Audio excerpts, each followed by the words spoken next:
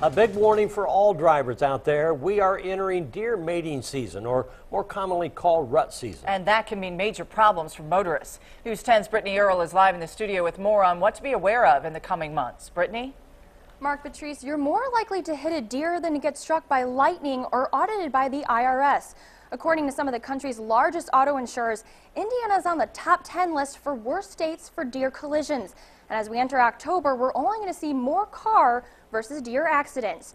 Chuck Mattingly of Mattingly Collision Center says the next 2 months are peak times for crashes involving deer, mostly due to rut season and the beginning of early archery season.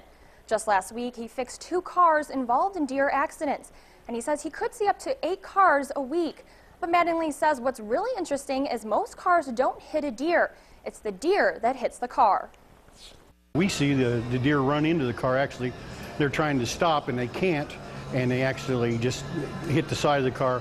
The momentum then spins them around and they'll just take the whole side out.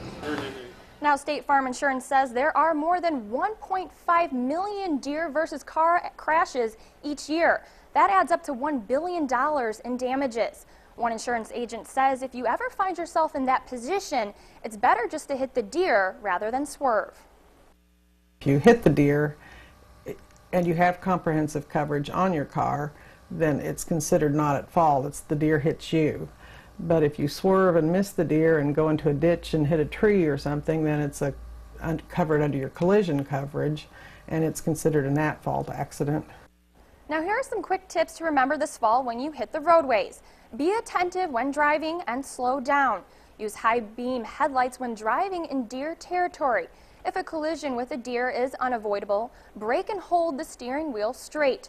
Turning the wheel to avoid the deer could cause a spin out of control, resulting in a much more serious crash. Mark, back to you.